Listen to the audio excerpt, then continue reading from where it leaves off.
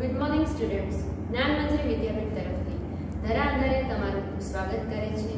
વિદ્યાર્થી મિત્રો, આપણો વિષય છે સામાજિક વિજ્ઞાન અને આજે આપણે પાઠ 6 માનવ સંસાધન વિશે વિગતે અભ્યાસ કરવાના છીએ.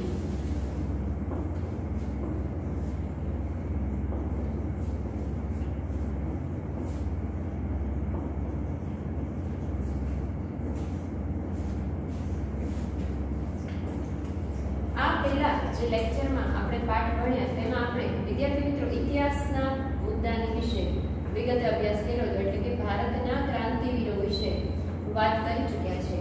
હવે જે આપણો ટોપિક છે એ આપણો નવો મુદ્દો છે. તમે થોડો વધારે એમાં રસ રાખી મન રાખીને ભણશો તો બધું સમજાઈ જાય છે.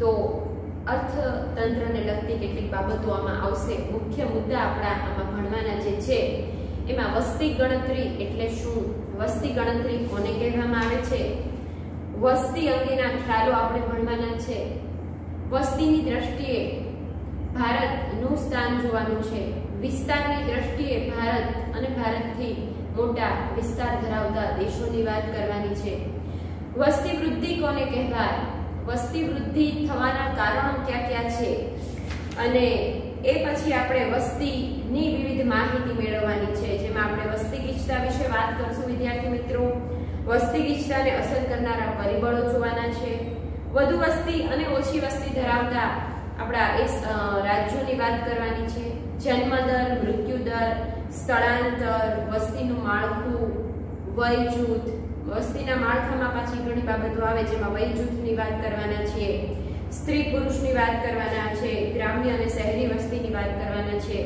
ત્યાર પછી વિદ્યાર્થી મિત્રો સાક્ષરતાની વાત કરશું.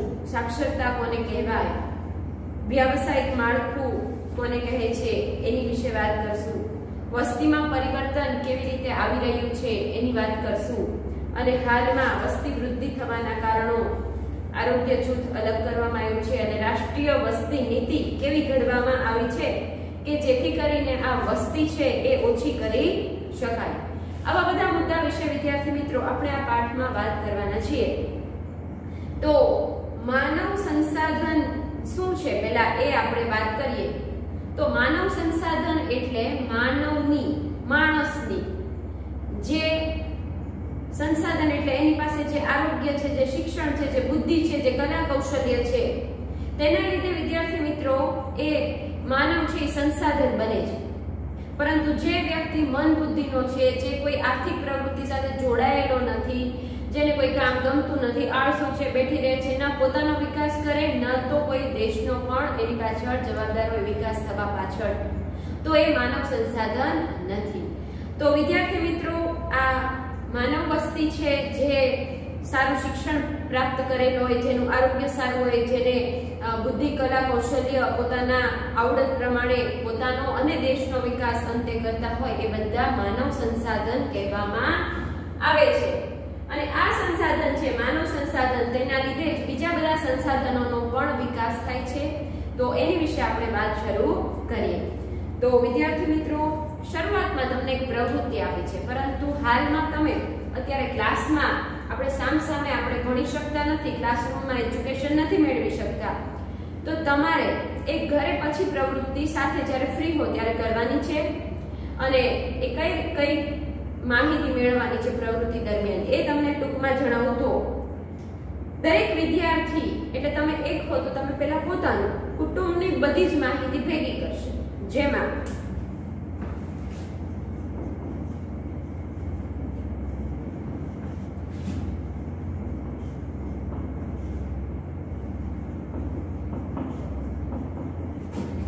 એકત્રિત કે ભેગી કરશે.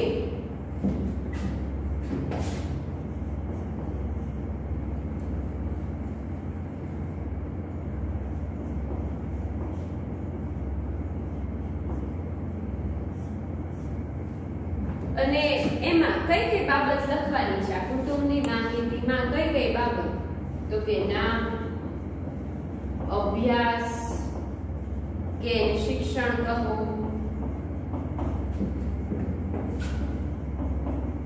નોકરી,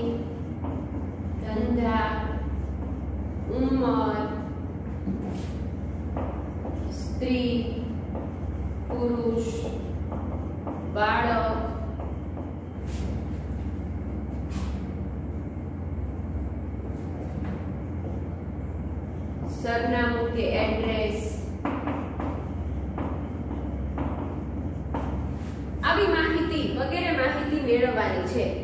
હવે આમાં તમારે એક તમારા કુટુંબની થશે, પછી એ કુટુંબની સભ્યો, કુટુંબની વ્યક્તિ 5 હોય તો 5 જણાની, 10 હોય તો 10 જણાની માહિતી મેળવવાની છે. પરંતુ વિદ્યાર્થી મિત્રો, સાચા અર્થમાં તો તમે તમારી આસપાસમાં કે બીજા કોઈ તમારા ક્લાસના છોકરાઓ હોય તો એ સાથે એ 5-10 જણા ભેગા થઈને અથવા ફોન દ્વારા ચર્ચા કરીને આ પ્રવૃત્તિ કરશો તો વધારે સારી રીતે કરી શકાશે, કારણ કે આ ક્લાસરૂમમાં કરવાની પ્રવૃત્તિ છે, જેમાં આપણે આગળની માહિતી મેળવી શકશું. તો પહેલા આપણે શું કરવાનું છે? પ્રવૃત્તિ કરવા માટે કુટુંબના વ્યક્તિ જેટલા હોય તેટલાની, 5 હોય તો 5, 10 હોય તો 10, 4 હોય તો 4, 15 હોય તો 15, ગમે એટલા સભ્યો હોય એને સૌપ્રથમ નામ લખવાના, અભ્યાસ કે તેનું શિક્ષણ લખવાનું. એમાં પણ પાછા પેટા વિભાગ પડે. પહેલા આપણે લખ્યું હોય 10 સુધીના પાસ કરેલા, 12 પાસ કરેલા, ગ્રેજ્યુએટ થયેલા અથવા ગ્રેજ્યુએટ થી વધારે પડેલા, તો એને પણ એવી રીતે અલગ વિભાગમાં વહેંચી શકાય. તો શિક્ષણ લખવાનું, નોકરી ધંધો કે વ્યવસાય કરતા હોય તો એ લખવાનું, ન કરતા હોય તો ઘરે જેમ કે સ્ત્રીઓ હોય છે મોટે ભાગે હાઉસવાઈફ હોય, ગૃહિણી હોય, ઘર કામ કરતી હોય એટલે એમાં લખવાનું હોતું નથી, ડેશ કરવાનું. તેની ઉંમર નોંધવાની છે, પછી સ્ત્રી છે કે પુરુષ છે, નાનું બાળક હોય તો એ બાળકનું નામ, એ કેટલા વર્ષનું છે, સરનામું તમારું એડ્રેસ લખવાનું છે. અને વિદ્યાર્થી મિત્રો, આ એક કુટુંબની માહિતી મળી જાય પછી તમે જો ક્લાસમાં હો તો આપણે શું કરવાનું છે કે આ માહિતી દરેક વિદ્યાર્થી પાસેથી એકત્ર કરવાની છે, ભેગી કરવાની છે. અને એ માહિતી જે મળશે તેને આધારે આપણે ટોટલ નંબર ઓફ વ્યક્તિ, કેટલા વ્યક્તિની માહિતી મળી એ લખશું, એના નામ લખશું, સ્ત્રી છે કે પુરુષ છે કે બાળક છે કે વૃદ્ધ છે, ઉંમર એની નોંધશું, શું શિક્ષણ મેળવેલા છે એ નોંધશું, નોકરી ધંધો વ્યવસાય કરે છે તો એ કયો ધંધો કે નોકરી કરે છે એની માહિતી મેળવશું, કયા વિસ્તારમાં રહે છે એની માહિતી મળશે, પછી કોઈ ગામડાના હોય, કોઈ શહેરના હોય.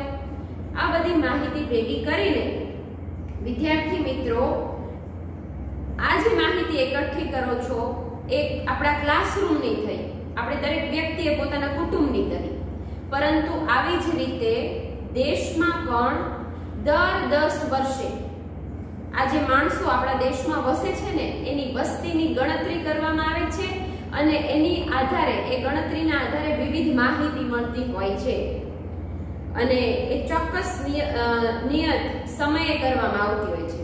તો પહેલો મુદ્દો આપણે નોંધશું. પહેલા એક્ટિવિટી જે પ્રવૃત્તિ છે એ તમે ઘરે માત્ર તમે એવું હોય તો નોંધી રાખજો.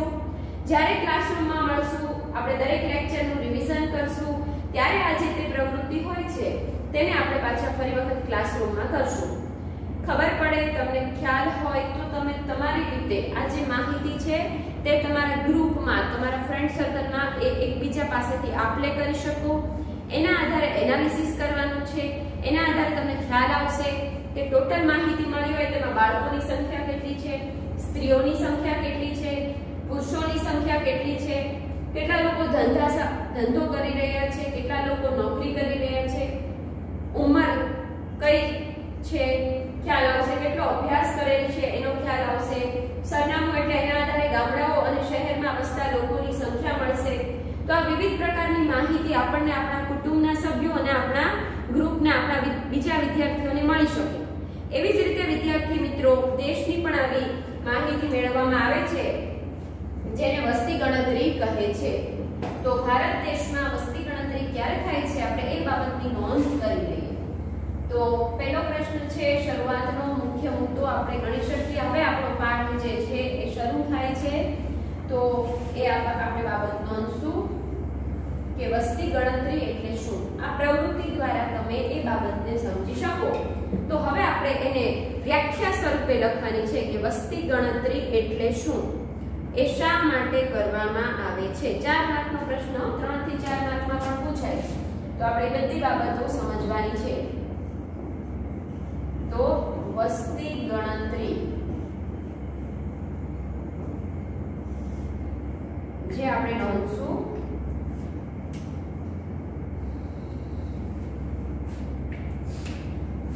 કોઈ પણ દેશના અથવા કોઈ પણ વિસ્તારમાં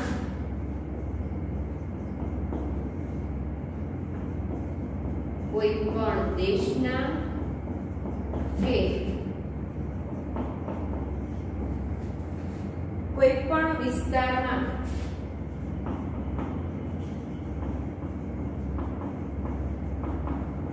વસતા લોકો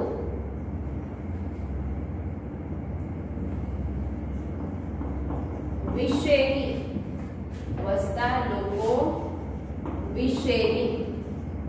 વિધિવત એટલે ચોક્કસ સમયે ચોક્કસ ચોપડામાં એની નોંધ કરવામાં આવે છે. કોણ કરે છે? હમણાં એ બધી જ બાબતો આપણે સમજાવું છું.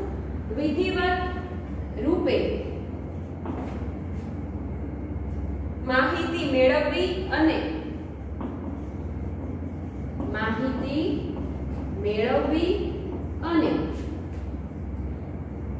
તેની નોંધણી કરવાની બાબતને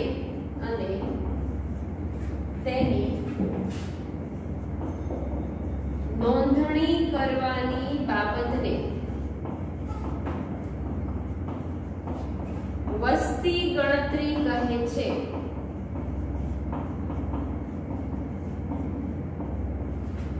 એક બે માર્કના પ્રશ્નમાં વસ્તી ગણતરી એટલે શું એ પ્રશ્ન હોય તો કોઈ પણ દેશના, જેમ કે આપણે ભારતની વસ્તી ગણતરી કરવી હોય તો આપણા દેશના, પછી આપણે એમાંથી પેટા વિભાગમાં વહેંચી શકીએ. આખા દેશની વસ્તી કરવાની હોય તો દેશ આખાની વસ્તી કેવી રીતે ખબર પડે? તો કે પહેલા નાના ગામડાઓની વસ્તી એકત્રિત થાય, શહેરોની થાય, પછી જે તે તાલુકા જિલ્લાની થાય, રાજ્યની થાય, પછી બધા રાજ્યોની ભેગી કરવામાં આવે, એમ કુલ વસ્તીની ખબર પડે. અને એ વસ્તી ગણતરીનું કામ સરકારી કર્મચારીઓ દ્વારા કરવામાં આવતું હોય છે, જે તમારા ઘરે ઘરે આવીને તમારા કુટુંબની વિવિધ માહિતી છે એ પૂછતા હોય છે અને પછી પોતાના ચોપડે વિધિવત એટલે એ ચોક્કસ પ્રકારની એ નક્કી કરેલી વિગતો હોય એના ખાનામાં ભરતા હોય છે. તમને કદાચ ખ્યાલ ન હોય તો તમારા મમ્મી પપ્પાને પૂછજો. એ વસ્તી ગણતરી વખતે આપણા કુટુંબના જે તે વડીલ પાસેથી, મુખ્ય જે જાણકાર હોય વ્યક્તિ પાસેથી આવી માહિતીઓ એકત્રિત કરવામાં આવતી હોય છે. જેમાં મેં કીધું એમ સરકારી કર્મચારીઓ જે શિક્ષકો હોય છે તેમને આ કામગીરી મોટા ભાગે સોંપવામાં આવતી હોય છે. તો કોઈ પણ દેશના કોઈ પણ વિસ્તારમાં વસતા લોકો એટલે રહેતા લોકો એની વિશેની વિધિવત રૂપે માહિતી મેળવે છે અને તેની નોંધણી કરવાની બાબતને આ વસ્તી ગણતરી કહે છે. ચોક્કસ નોંધણી કરીને પછી જાય ભાઈ, જે આવ્યો હોય ભાઈ કે બેન જે આવ્યો હોય, જે સરકારી કર્મચારી હોય છે, જે દર 10 વર્ષે કેન્દ્ર સરકારના આદેશથી કરવામાં આવે છે. પ્રશ્ન બીજો આવ્યો કે વસ્તી ગણતરી દર કેટલા વર્ષે થાય છે? 2, 4, 6, 10. તો દર 10 વર્ષે વસ્તી ગણતરી કરવામાં આવે છે અને એ પણ કોના? કેન્દ્ર સરકારના આદેશથી.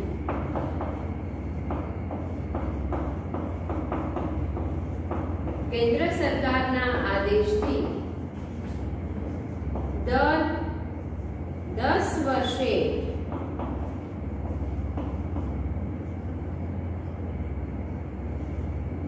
વસ્તી ગણતરી કરવામાં આવે છે. એક માર્કના પ્રશ્નમાં પૂછાય, એમસીક્યુમાં પૂછાય, ખાલી જગ્યામાં પૂછાય તો ખ્યાલ હોવો જોઈએ કે કોણ આદેશ આપે. એટલે મુખ્ય સરકાર હોય એ દર 10 વર્ષે આ વસ્તી ગણતરી કરાવવાનું કામ કરતી હોય છે. તો બે પ્રશ્નો તૈયાર થઈ ગયા. વસ્તી ગણતરી કોને કહે છે અથવા વસ્તી ગણતરી એટલે શું અને વસ્તી ગણતરી કોના આદેશથી થાય? કેન્દ્ર સરકાર. દર કેટલા વર્ષે થાય? 10 વર્ષે. અને જેને બીજા શબ્દોમાં સેન્સસ અથવા જનગણના પણ કહે છે. વસ્તી ગણતરીને બીજા કયા નામે ઓળખવામાં આવે તો આપણે નોંધી લઈએ.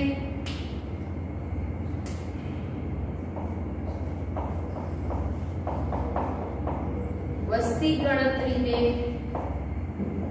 જનગણના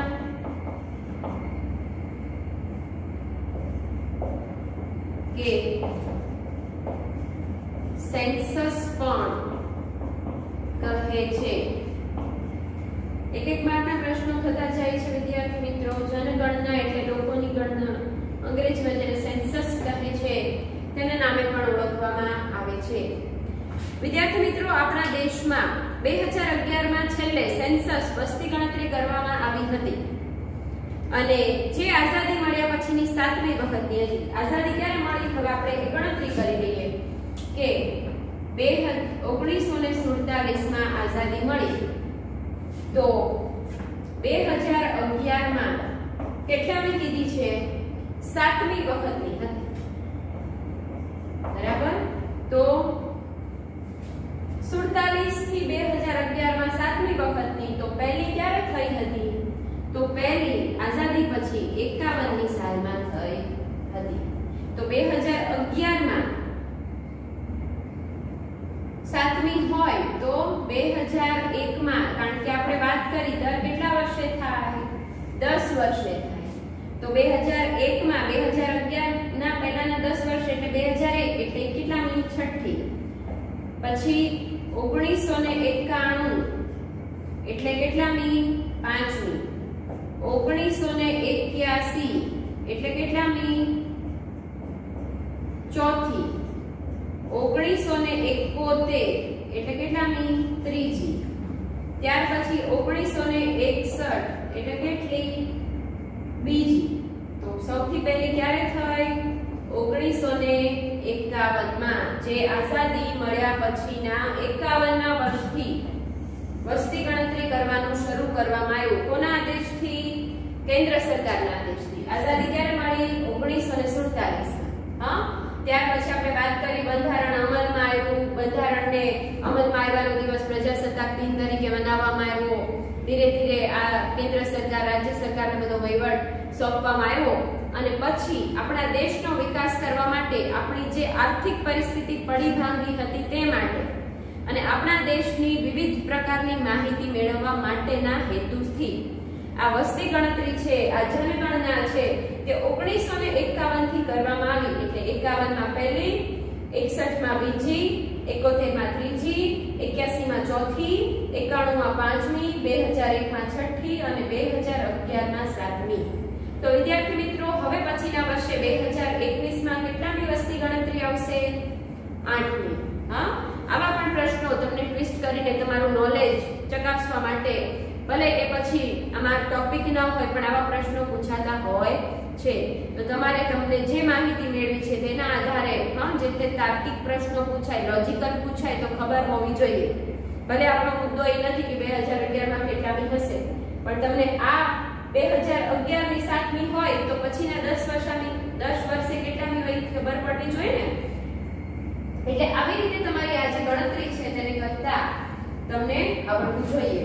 તો આઝાદી પછીની 7મી વસ્તી ગણતરી 2011 માં થઈ ચૂકી છે અને હવે પછીના એટલે કે આ 2020-21 માં જે ગણતરી કરવામાં આવશે તે 8મી વસ્તી ગણતરી હશે.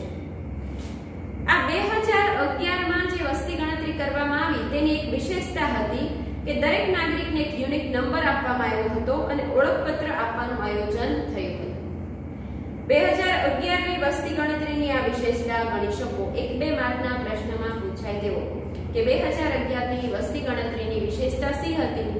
તો કે દરેક વ્યક્તિને ઓળખપત્ર આપવામાં આવ્યું, આઈડી કાર્ડ જેવું આપવામાં આવ્યું જેમાં ફોટો હોય ને જે તે માહિતી હોય અને એક યુનિક નંબર આપવામાં આવ્યો કે નંબર તમે કયો એટલે એ નંબર ચકાસીને તમને વોટ આપવા પછી આગળ જતા જે તે નંબરના આધારે તમને ખ્યાલ આવે. તો દરેક ભારતીય નાગરિક તરીકે દરેક વ્યક્તિએ પોતાના કુટુંબની માહિતી આપવી એ ફરજમાં આવે. ઘણી વખત આપણે જોતા હોઈએ છીએ કે આવી કોઈ માહિતી સરકારી કર્મચારીઓ દ્વારા લેવામાં આવતી હોય, લેવા જતા હોય ત્યારે કુટુંબમાં જે વ્યક્તિ હાજર હોય એવું કહી દે છે કે અત્યારે કોઈ નથી પછી આવજો, અથવા પાકી માહિતી ખબર નથી, ફલાણા ભાઈ આવે ત્યારે આવજો, અથવા ખબર નથી, મને ખબર નથી, તમે આમ નામ લખીને વયા જાવ. તો ઘણી વખત આવું પણ કહેવામાં આવતું હોય છે. તો વિદ્યાર્થી મિત્રો, સાચી માહિતી આપવાથી આપણા દેશનું જે તે બાબતોનો સાચો ખ્યાલ મેળવી શકાશે. સરકાર આ વસ્તી ગણતરી એટલે કરે છે કે પછીના વર્ષોમાં કુલ વસ્તી જેટલી હોય એની વિવિધ જરૂરિયાતો હોય, જેમ કે અનાજ પૂરું પાડવાનું હોય, તેને પાણી પૂરું પાડવાનું હોય ચોખ્ખું, તેમને આરોગ્યને લગતી, શિક્ષણને લગતી સુવિધાઓ આપવાની હોય, તેમના બધા જ જે તે આયોજનો ગોઠવવામાં આવવાના હોય છે. જે ઘણી બધી કેટલીક યોજનાઓ સરકાર બહાર પાડતી હોય, જેમ કે ગરીબી રેખા નીચે જીવતા લોકોનું પ્રમાણ વધારે છે તો ગરીબોની સ્થિતિ સુધારવા માટે તેમને કેટલીક યોજનાઓ અમલમાં મૂકવામાં આવે. ઘર નથી ઘણા લોકોને, એવા જે લોકો છે એમની માટે આપણે વાત કરી કે છેલ્લે આવાસ યોજના શરૂ કરી. તો આ બધી બાબતની માહિતી સરકારને મેળવવી પડે, કારણ કે એને આયોજન કરવાનું હોય. કુલ પૈસા કેટલા છે, વસ્તી કેટલી છે, જરૂરિયાત શું છે, કેવી યોજનાની જરૂર છે, તો એ બધી માહિતી મળશે તો સરકાર એ આગળના આયોજન કરી શકશે. એટલે વસ્તી ગણતરીની જરૂર એ માટે ખૂબ જરૂરી છે. તો આપણી ફરજમાં આવે આપણે સાચી માહિતી આપવી જોઈએ. માનવ વસ્તી એ દેશનું માનવ ધન છે. પણ માનવ ધન ક્યારે ગણાય? અગાઉ કહી દીધું. માનવ સંસાધન, માનવ ધન ક્યારે ગણાય? કે જ્યારે એ શિક્ષિત હોય, જ્યારે એનું આરોગ્ય સારું હોય, જ્યારે એ કોઈ આર્થિક પ્રવૃત્તિ કરતું હોય, પોતાના કલા કૌશલ્ય આવડતનો ઉપયોગ કરતું હોય, તો એ બધી માનવ મૂડી કહેવાય. પરંતુ જે કોઈ આર્થિક વિકાસમાં જવાબદાર નથી, પોતાનો પણ વિકાસ નથી સાધી શકતું અને દેશનો પણ નથી સાધી શકતું, તો એ પાછા માનવ મૂડી સમાન નથી. જેમ કે આપણે મન બુદ્ધિના લોકોની વાત કરીએ તો એ પોતાનો પણ કોઈ વિકાસ ન સાધી શકતા હોય અને દેશને પણ આગળ લઈ જતા હોતા નથી. એનો વિકાસ પાછળ કોઈ જવાબદાર હોતો નથી. તો કોઈ પણ દેશનો વિકાસનો આધાર આ માનવ સંસાધન પર રહેલો હોય છે. માનવ વસ્તી એ મૂડી છે. દેશના વિસ્તાર અને કુદરતી સંપત્તિ થકી જ દેશનો વિકાસ થતો નથી. ભારત આમનામ આટલો મોટો વિસ્તાર ધરાવતો દેશ છે, 7મા નંબરે આવે છે. ઓહો, આટલો મોટો વિસ્તાર અને કુદરતી સંપત્તિ કેટલી બધી છે, સારી ફળદ્રુપ જમીન છે, કેટલી બધી નદીઓ વહે છે, નદીના પાણીથી ખેતી સારી થઈ શકે. પણ માણસને એ કુદરતી સંપત્તિનો પોતાની બુદ્ધિ, કલા, કૌશલ્યથી ઉપયોગ કરીને પોતાનો વિકાસ અને દેશનો વિકાસ સાધતા આવડે તો જ એ માનવ વસ્તી છે, માનવ મૂડી કહેવાય, માનવ સંસાધન કહેવાય. બાકી આમ નામ બધું પડ્યું હોય એનો ઉપયોગ કરતા ન આવડતું હોય તો કોઈ કામનું છે નહીં. એટલે ફરી વખત દેશનો વિસ્તાર કે કુદરતી સંપત્તિ હોય ગમે એટલી, એનાથી દેશનો વિકાસ ન થાય. પરંતુ દેશના આર્થિક વિકાસનો પાયો એ માનવ વસ્તી છે. અને એ કેવી માનવ વસ્તી? તો કે એનું કદ, એ વસ્તી છે એનું પ્રમાણ યોગ્ય હોવું જોઈએ, એની ગુણવત્તા સારી હોવી જોઈએ. ગુણવત્તામાં કઈ બાબત આવે? તો કે એનું આરોગ્ય સૌપ્રથમ સારું હોવું જોઈએ, શિક્ષણ સારું મેળવેલ હોવું જોઈએ, કાર્યકુશળતા, બુદ્ધિ, કલા, કૌશલ્ય, તેની મહેચ્છાઓ, આ બધી ઘણી બધી બાબતો, એટલે કે એની આશાઓ, અપેક્ષાઓ. ઘણાને કોઈ લક્ષ્ય જ ન હોય. આપણે પૂછતા હોય ક્લાસમાં કે ભાઈ તું આગળ જતા શું બનવા માંગે, તારો એમ શું છે? તો ઘણાને કોઈ એમ જ નહીં, કોઈ ઈચ્છા જ હોય. પણ ઘણા એવા પણ સ્ટુડન્ટ હોય છે કે જેમણે નાનપણથી નક્કી કર્યું હોય કે મારે મોટા થઈને તો આમ જ બનવું છે અને એના માટે સતત પ્રવૃત્તિ પણ કરતા હોય, કામ પણ કરતા હોય, મહેનત પણ કરતા હોય, એવું જોવા મળતું હોય છે. તો એવો જે માનવ છે એ માનવ મૂડી છે, એ માનવ સંસાધન સમાન છે કે જેથી કરીને એ દેશના વિકાસ પાછળ જવાબદાર બને છે. આપણા દેશની વસ્તીની ગુણવત્તા જાણવા, દેશના આર્થિક વિકાસનું આયોજન કરવા ના હેતુસર વસ્તી ગણતરી કરવામાં આવે છે. આપણે અગાઉ મેં વાત કરી ચૂકી છે કે આપણને વસ્તી ગણતરી શા માટે કરવામાં આવે?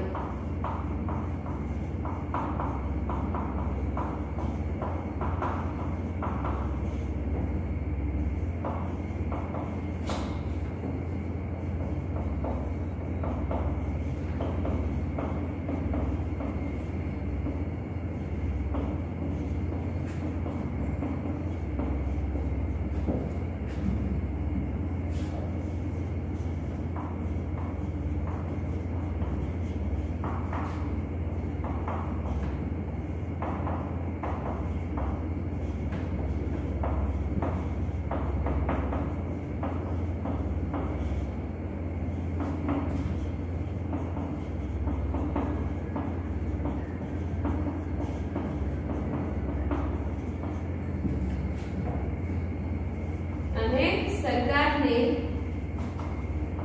ખોરાક, પાણી, વીજળી, શિક્ષણ,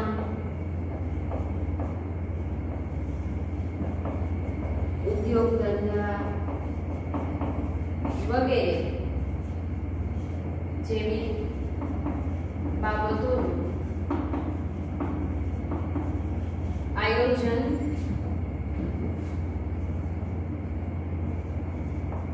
કરવામાં મદદ મળે તે હેતુસર વસ્તી ગણતરી કરવામાં આવે છે.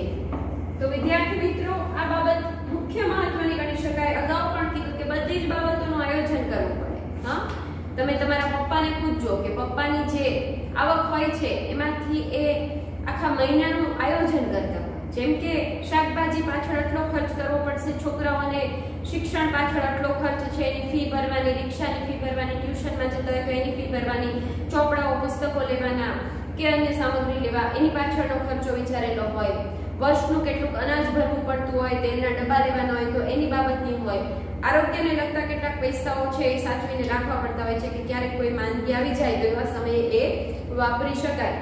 તો વિદ્યાર્થી મિત્રો, આ કુટુંબમાં જો પપ્પાને આવી રીતે આયોજન કરવું પડતું હોય, જો 4-5 જણા હોય કે 10 જણા હોય તો દેશની જે સરકાર છે, કેન્દ્ર સરકાર, એને તો આખા દેશનો વિચાર કરવાનો હોય, આખા દેશની વસ્તીનો વિચાર કરવાનો હોય, એટલે બધી જ બાબતોનું આયોજન કરવા માટે ખાસ આ વસ્તી ગણતરી કરવામાં આવે છે.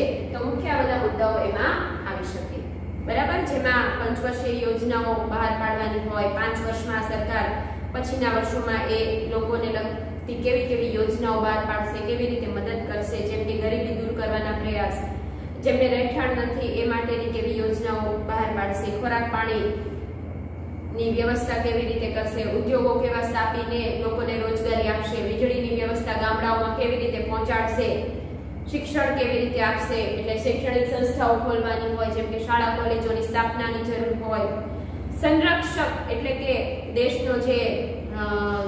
દેશને જે સાચવવાનું હોય, દેશને રક્ષણ આપવાનું કામ કરવાનું, એટલે લશ્કર પાછળ થતો ખર્ચ, આ બધી જ બાબતોને લઈને વિદ્યાર્થી મિત્રો આ વસ્તી ગણતરી કરવામાં આવતી હોય છે. તો એ જરૂરી છે. પહેલાના સમયમાં તો વિદ્યાર્થી મિત્રો માનવની વસ્તી ગણતરી કરવામાં આવતી, પરંતુ હાલમાં હવે પરિસ્થિતિ એવી ઊભી થઈ છે કે પાલતુ પશુઓ, જંગલી પ્રાણીઓ, પક્ષીઓ વગેરેની પણ હવે ગણતરી થવા લાગી છે. વૃક્ષોની પણ વિદ્યાર્થી મિત્રો ગણતરી કરવામાં આવે છે કે જેથી કરીને જરૂરી પગલાં જ્યાં લેવા પડે ત્યાં લઈ શકાય. જેમ કે અમુક જે પક્ષીઓ છે તે લુપ્ત થવા લાગ્યા છે, પછીના સમયમાં જોવા ન મળે, એની સંખ્યા ખૂબ ઘટી ગઈ, એવી પરિસ્થિતિ છે. તો સરકાર એના તરફથી કેવા પગલાં લે કે પક્ષી છે એ આગળની પેઢી પણ જોઈ શકે અને એનું જીવન આગળ ચાલી શકે, એ બાબતને લઈને પગલાં લઈ શકે. તો ઘણા બધા કારણોસર વિદ્યાર્થી મિત્રો પાલતુ પશુઓ, પ્રાણીઓ, વૃક્ષો, પક્ષીઓ વગેરેની પણ હવેના સમયમાં આ ગણતરી થવા લાગી છે. હવે પછીનો મુખ્ય મુદ્દો છે માનવ વસ્તી અંગેનો ખ્યાલ આપણે સમજવાનો છે. જરૂર લાગે ત્યાં મુદ્દા નોંધી લેવા.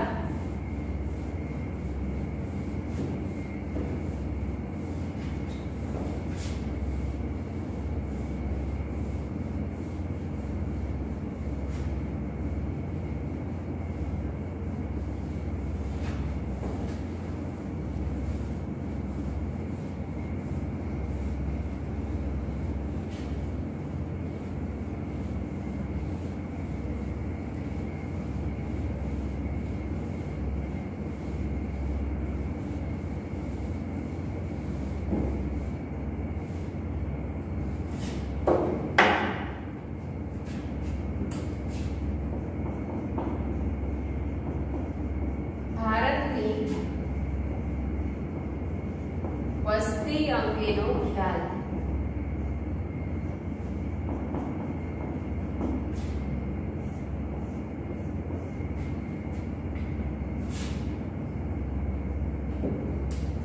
તો વિદ્યાર્થી મિત્રો, સૌપ્રથમ આપણે ભારતનો કુલ ભૂમિ વિસ્તાર કે ક્ષેત્રફળ જાણવાનું છે કે તેના આધારે ખબર પડે કે કેટલું કુલ ક્ષેત્રફળ છે, વિસ્તાર કેટલો છે. તો પહેલો પોઈન્ટ, ભારતનું કુલ ક્ષેત્રફળ કે ભૂમિ વિસ્તાર, ક્ષેત્રફળ કે ભૂમિ વિસ્તાર કહી શકો. કુલ કેટલું છે તો 32,87,263 ચોરસ કિલોમીટર એ કુલ ક્ષેત્રફળ છે. ફરી વખત 1 માર્કના પ્રશ્નમાં પૂછાય તેવો પ્રશ્ન, ભારતનું કુલ ક્ષેત્રફળ કેટલું છે કે ભારતનો કુલ ભૂમિ વિસ્તાર કેટલો છે. 32,87,263 કુલ ક્ષેત્રફળ છે, કુલ તેનો વિસ્તાર છે. અને જે ક્ષેત્રફળ દુનિયાના કુલ વિસ્તારના વિસ્તારના 2.42% જેટલો છે. એટલે કુલ આ પૃથ્વી ઉપર જેટલી જમીન આવેલી હોય ને 100%, એમાંથી વિદ્યાર્થી મિત્રો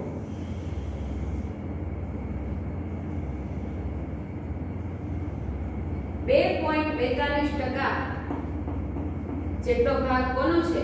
ભારતનો છે. હા, 2.42% કુલ જે જમીનનો વિસ્તાર હોય છે એમાંથી ભારત માત્ર એ 2.42% રોકે છે.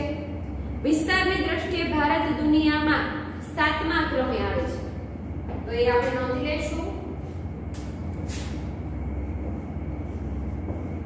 વિસ્તારની દ્રષ્ટિએ ભારત 7મા ક્રમે એટલે 7મા નંબરે આવે છે. એક માર્કના પ્રશ્નમાં વિસ્તારની દ્રષ્ટિએ ભારત ખાલી જગ્યાના ક્રમે આવે છે અથવા નીચેનામાંથી કયા ક્રમે આવે છે? 2, 5, 7, 8 તો 7મા ક્રમે. વસ્તીની દ્રષ્ટિએ વિદ્યાર્થી મિત્રો ભારત છે બીજા નંબરે આવે છે. ચીન છે એનો સૌથી વધારે વસ્તીમાં પહેલો નંબર છે. તો વસ્તીની દ્રષ્ટિએ, વસ્તી એટલે દેશમાં કુલ માણસની સંખ્યા, એટલે વસ્તીની દ્રષ્ટિએ ભારત બીજા ક્રમે આવે છે. એક માર્કના પ્રશ્નોમાં પૂછાય તેવો. તો ફરી વખત વિસ્તારની દ્રષ્ટિએ 7મા ક્રમે, વસ્તીની દ્રષ્ટિએ બીજા ક્રમે ભારત આવે છે. આમાં કન્ફ્યુઝન થાય નહીં. હા, વસ્તીની દ્રષ્ટિએ ચીન છે એ પહેલા ક્રમે છે અને વિસ્તાર, કુલ ભૂમિ વિસ્તાર જે છે આપણે નોંધ્યો એ 32,87,263 ચોરસ કિલોમીટરમાં દુનિયાની કુલ વસ્તીના 16% લોકો ભારતના આપણા વસે છે. આપણે ભારતનું કુલ ક્ષેત્રફળ નોંધ્યું તો એ બાબત પણ નોંધી લેશું કે દુનિયાની કુલ વસ્તીના 16% લોકો ભારતમાં વસે છે. જગ્યામાં પૂછાય તેવું. ફરી વખત દુનિયાની કુલ જેટલી વસ્તી હોય એમાંથી કેટલા ટકા લોકો? 16% લોકો ભારતમાં વસે છે. ભારતનો જે ભૂમિ વિસ્તાર છે, કુલ જે ક્ષેત્રફળ છે તે દુનિયાના કેટલા ક્ષેત્રફળનું છે? તો 2.42% એ ભારતનું ક્ષેત્રફળ છે. 100% ક્ષેત્રફળ જે જમીન હોય એમાં 2.42% ભારતનો એ જમીનનો વિસ્તાર છે. વસ્તીમાં ચીન પ્રથમ અને ભારત દ્વિતીય છે. તો વિદ્યાર્થી મિત્રો એવો પ્રશ્ન પૂછવામાં આવે કે ભારત છે એ 7મા ક્રમે આવે છે, તો ભારતથી મોટા બીજા 6 જે દેશ છે એ કયા છે વિસ્તારની દ્રષ્ટિએ? આપણે આમાં તો જોયું કે વસ્તીની દ્રષ્ટિએ ભારત બીજા ક્રમે અને ચીન પ્રથમ છે. તો આપણે એ 6 દેશ છે એને પણ નોંધી લેશું. એક માર્કના પ્રશ્નમાં પૂછાય તેવો. તો આપણે એ દેશ છે એ નોંધી લઈએ. વિસ્તારની દ્રષ્ટિએ ભારતથી મોટા 6 દેશો ક્યાં છે એ નોંધી લેશું. રશિયા, કેનેડા, ચીન,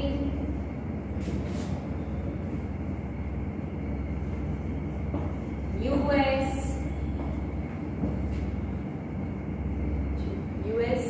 બ્રાઝિલ અને ઓસ્ટ્રેલિયા. બ્રાઝિલ અને ઓસ્ટ્રેલિયા.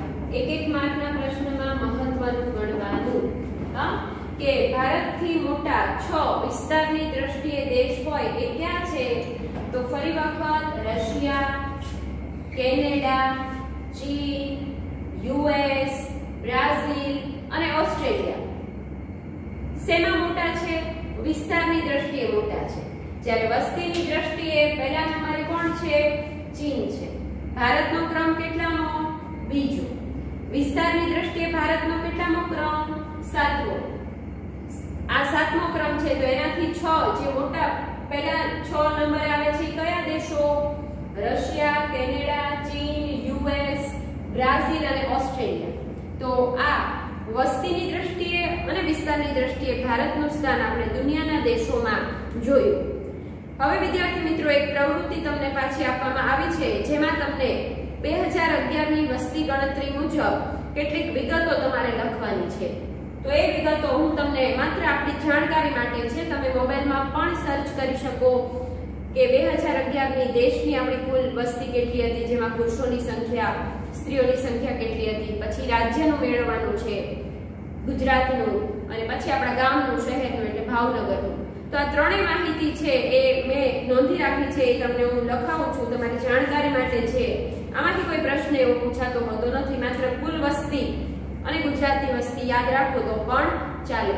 તો એ બાબત આપણે નોંધી લઈશું. 2011 ની વસ્તી ગણતરીના આધારે કેટલીક વિગતો.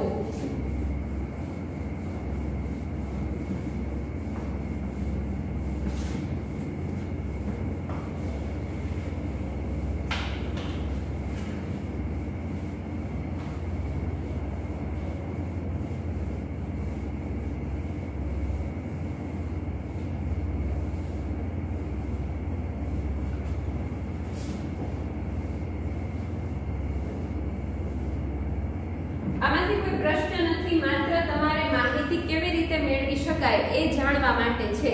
તો પણ આપણે નોંધી લઈએ છીએ 2000 ની વસ્તી ગણતરીના આધારે કેટલીક માહિતી.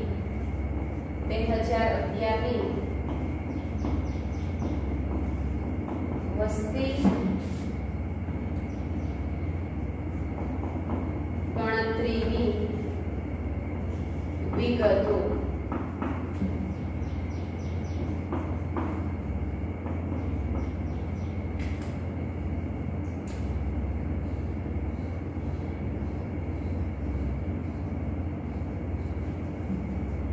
નોંધી લઈએ. પહેલા આપણે દેશની લખશું માહિતી, પછી રાજ્યની, પછી ગામ કે શહેરની. ત્રણ વિગતો આપણે લખવાની છે. જિલ્લો, ગામ એ કોઈ પણ લખો તો પણ ચાલે, કોઈ પણ એક લખશું. અહીંયા આગળ આપણે પહેલા કુલ વસ્તી, પછી પુરુષનું પ્રમાણ વસ્તીમાં અને સ્ત્રીઓની વસ્તી લખશું અથવા પ્રમાણ લખશું. બરાબર? તો આવી રીતે તમને કોઈ પણ દેશની, કોઈ પણ ગામની, કોઈ પણ રાજ્યની માહિતી મળે. પુરુષોની વસ્તી. બરાબર? તો આપણે સૌપ્રથમ ભારતની વસ્તી છે તેના આંકડા નોંધીએ તો ભારતની કુલ વસ્તીના આંકડા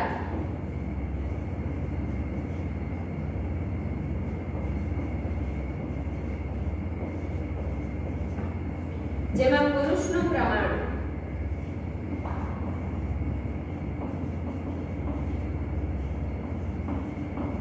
અને સ્ત્રીઓનું પ્રમાણ.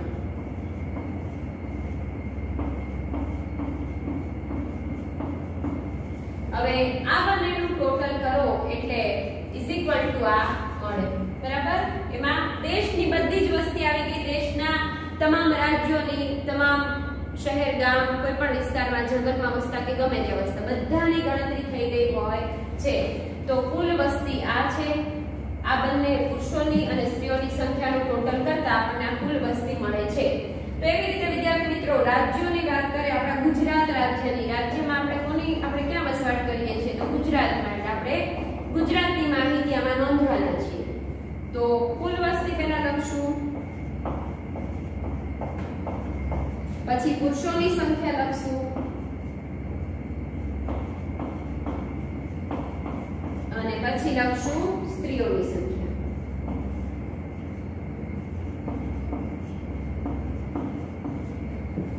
અને છેલ્લે હવે આપણે તમારા ભાવનગર, ગામ, શહેર, આપણે અહીંયા ભાવનગરની લખીએ છીએ, તમે તમારા જે તે ગામની, શહેરની પછી નોંધી શકો.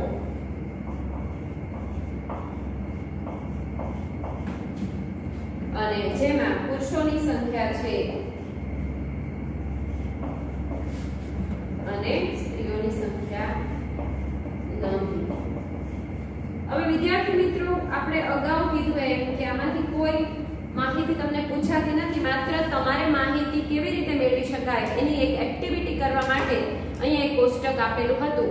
તમે જો ઈચ્છો તો આ માહિતી નોંધી પણ શકો, અને જો તમને મોબાઈલની વ્યવસ્થા હોય, ઇન્ટરનેટ હોય અને તમે જો સર્ચ કરશો તો પણ આ બધી જ માહિતી તમને 2011 સેન્સસ ઇન ઇન્ડિયા એમ લખશો તો બધી માહિતી મળી જશે, જેમાં આપણે દેશની માહિતી મેળવી, રાજ્યની માહિતી મેળવી, ગામ કે શહેરમાં જેમાં આપણે ભાવનગરની માહિતી મેળવી છે, જેમાં આ છે કુલ છે સંખ્યા, આ છે પુરુષોની સંખ્યા છે અને આ છે એ સ્ત્રીઓની સંખ્યા દેખાડે છે. તો વિદ્યાર્થી મિત્રો, આવી રીતે વસ્તી ગણતરીના આધારે કોઈ પણ માહિતી આવી રીતે કોઈ પણ રાજ્યની ગામની મેળવાતી હોય છે.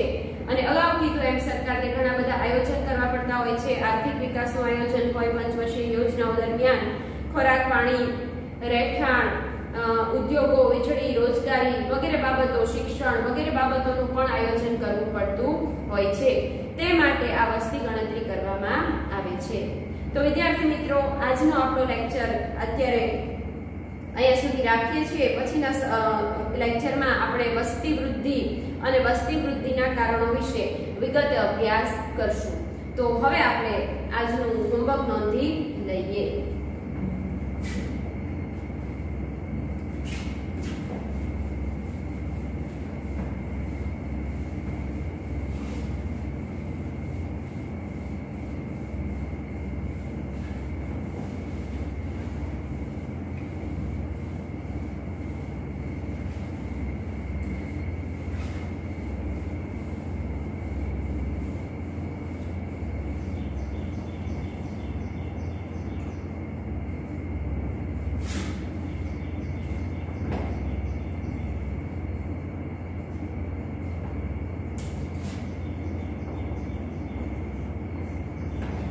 પહેલો પ્રશ્ન,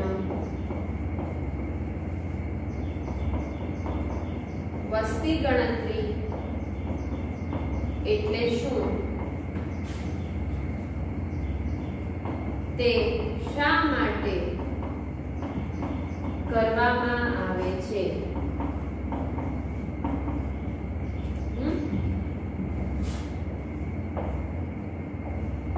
પછીનો પ્રશ્ન, વસ્તી ગણતરી દર કેટલા વર્ષે અને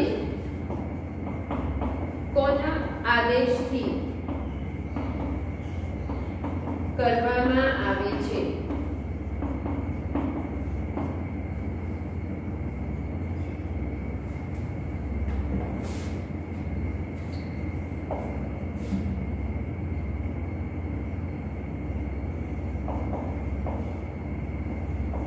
માનવ સંસાધન એટલે શું?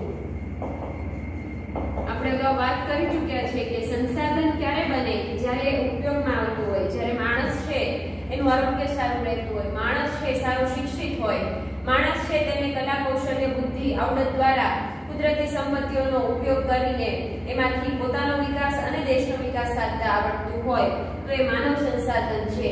બરાબર? પણ કોઈ ઉપયોગમાં ન આવતું હોય તો એ સંસાધન બને નહીં. પછી વાત કરીએ, ભારત વસ્તીની દ્રષ્ટિએ અને વિસ્તારની દ્રષ્ટિએ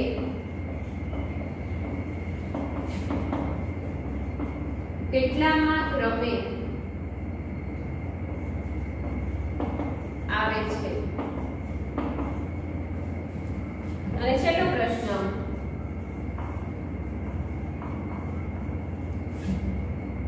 ભારતથી વિસ્તારની દ્રષ્ટિએ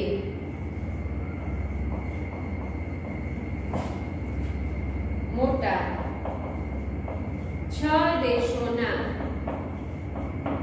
નામ લખો. તો વિદ્યાર્થી મિત્રો, આજનો જે લેક્ચર છે તે તમે બરાબર સમજ્યા છો. તેના આધારે હોમવર્ક છે એ તમારે કરવાનું છે. રિવિઝન કરજો, રીડિંગ કરજો અને બીજા દિવસે 12 થી 2 માં મિલતી હોય છે ત્યારે તમે ફરી વખત વિડિયો જોઈ શકો છો. તો કેવી રીતે પ્રશ્ન પૂછાય છે એ પણ આપણે સાથે નોંધ્યું છે કે જેથી કરીને તમને પરીક્ષાની તૈયારી પણ સાથે સાથે થતી જાય. તો વિદ્યાર્થી મિત્રો, ફરી પાછા આગળના અભ્યાસ માટે ઝડપથી મળશું. Good bye, take care.